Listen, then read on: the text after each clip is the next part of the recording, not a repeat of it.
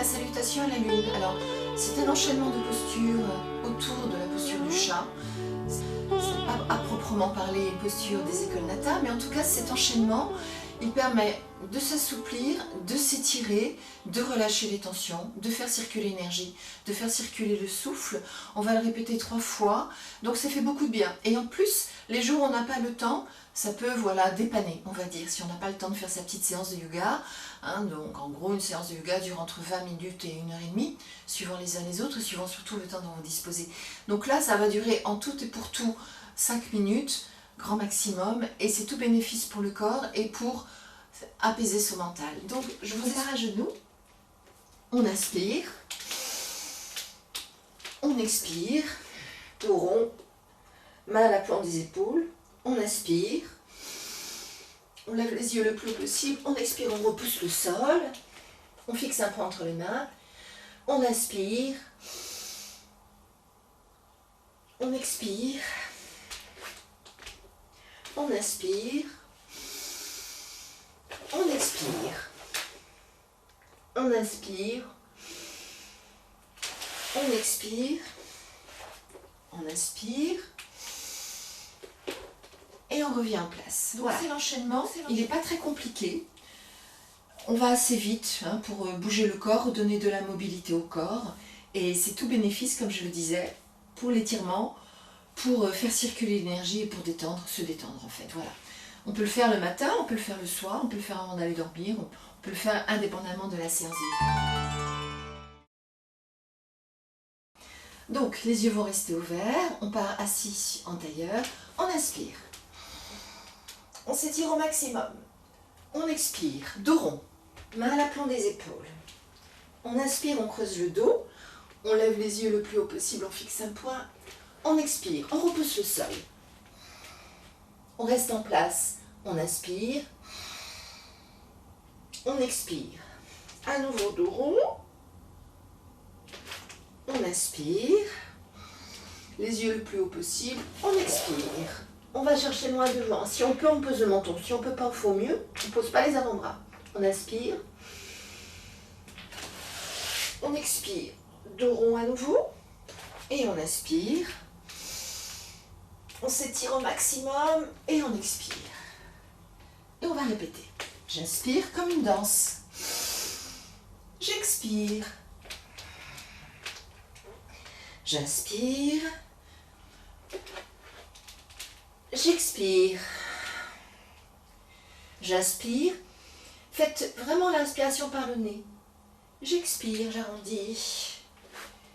J'inspire, les yeux le plus haut possible. J'expire, je m'allonge. Je pose le menton si je peux. Je ne bouge pas, j'inspire, je fixe un point. J'expire, je reviens dos rond. J'inspire. Je m'étire, je rentre mon ventre, je serre mon bassin. J'expire, je me rassois et dernière fois, j'inspire, je m'étire, j'expire, dos rond, j'inspire, les yeux loin, en haut, j'expire,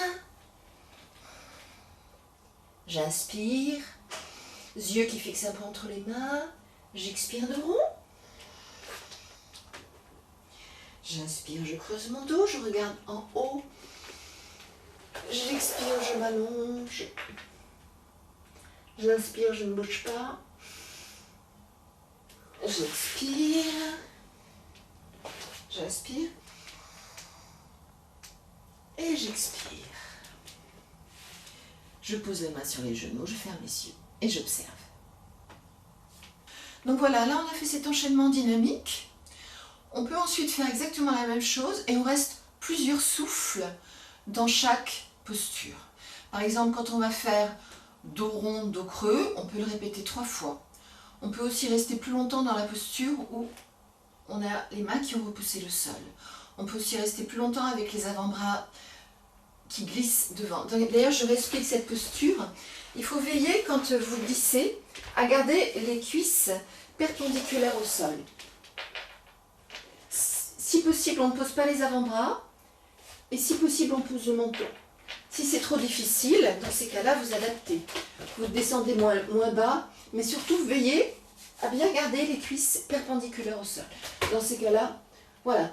Ça étire toute cette partie qui va du bas de dos aux omoplates. Donc c'est un étirement vraiment. Au départ, on peut avoir des douleurs au niveau des cervicales, mais je peux vous garantir que si vous le répétez régulièrement avec ce travail de souffle, ça va complètement se détendre et vous allez dénouer cette partie, et ça évite que, au fur et à mesure, on se retrouve avec, vous savez, un haut du corps. Ça se voit chez les personnes qui ont dépassé un certain âge, où le haut du corps est complètement arrondi. Ça permet vraiment de garder la rectitude de sa colonne vertébrale. Donc c'est vraiment cet exercice, c'est simple, mais c'est un bon étirement. Je vous le repropose une fois en gardant les postures sur des souffles. On va partir à genoux. On inspire. Là, on ne va pas bouger. On expire. On essaie de toucher le plafond avec ses mains. On inspire.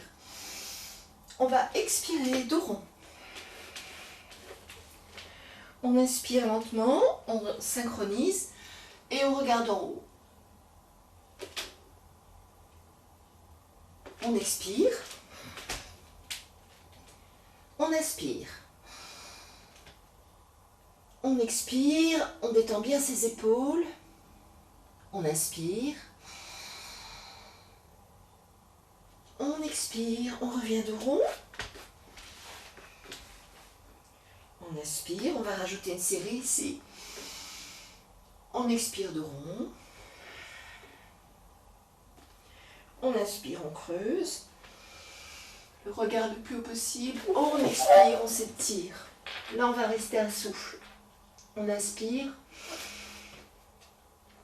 On expire. On inspire. On expire. On revient dos rond. Et puis on inspire, on s'étire le plus possible et on revient. Voilà.